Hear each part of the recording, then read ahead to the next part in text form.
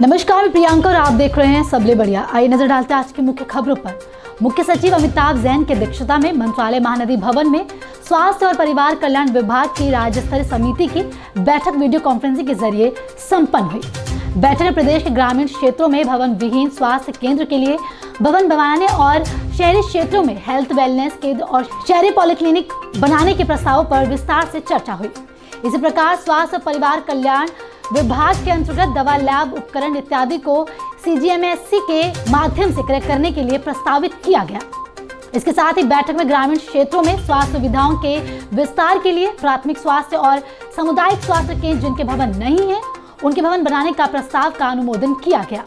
इसी तरह शहरी क्षेत्रों में प्रति 15,000 की जनसंख्या पर सभी नगरीय निकायों में शहरी हेल्थ और वेलनेस केंद्र तैयार किए जाने के प्रस्ताव पर विस्तार से चर्चा की गई। बैठक में स्वास्थ्य विभाग के सचिव प्रसन्ना आर सहित पंचायतों और नगरीय निकायों के प्रतिनिधि शामिल हुए। मुख्यमंत्री भूपेश बघेल प्रदेशवासियों को पिछले सप्ताह 3 नए जिलों की सौगात देने के बाद आगामी 9 सितंबर को 2 नए जिलों का शुभारंभ करने जा रहे हैं। बता दें कि इस दिन 35वां जिला मनेन्द्रगढ़, चिरमिरी, भरतपुर और सक्ती 33वां जिले के रूप में अस्तित्व में आएंगे। इस तरह प्रदेश में जिलों की संख्या बढ़कर 33 हो जाएगी। नवगठित जिलों में मुख्यमंत्री, कलेक्टर और पुलिस अधीक्षक कार्यालय का उद्घाटन करने के साथ ही रोड शो भी करेंगे।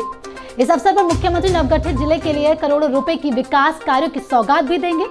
बता दें कि शासन के प्रयासों से इन पहुंचविहीन क्षेत्रों में विकास कार्यों को प्राथमिकता देते हुए शिक्षा, स्वास्थ्य, खाद्यान्न, इंटरनेट और रोड कनेक्टिविटी के लिए विशेष कार्य किए जा रहे हैं।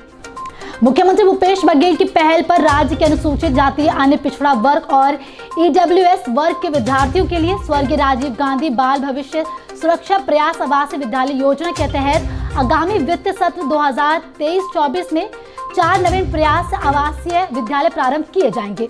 कुल 2000 सीटर क्षमता के 4 आवासीय विद्यालय प्रारंभ किए जाएंगे।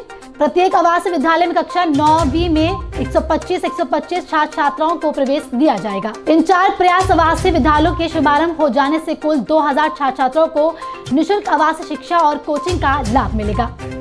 आदिवासी विकास विभाग के अधिकारियों ने बताया कि इन आवासीय विद्यालयों में प्रवेशित छात्र छात्राओं को 9वीं से 12वीं तक के अध्यापन की निःशुल्क व्यवस्था होगी। इसके साथ ही विद्यार्थियों को विभिन्न प्रतियोगी परीक्षाओं जैसे PMT, PET, JEE mains, advance, AIIMS, NEET जैसी प्रतियोगिता परीक्षा की निःशुल्क कोचिंग प्रतिष्ठित कोचिंग संस्थान द्वारा उपलब्ध कराई जाएगी।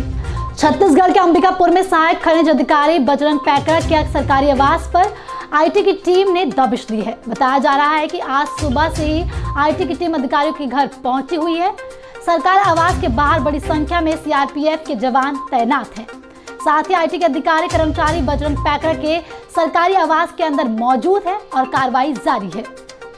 वहीं ये भी खबर मिल रही है कि जगदलपुर में माइनिंग के डिप्टी डायरेक्टर SS नाग के किराए के मकान पर IT की टीम पहुंची हुई है। ये कार्रवाई डिप्टी डायरेक्टर नाग के छत्रपति शिवाजी वार्ड स्थित घर और अन्य ठिकानों पर जारी है।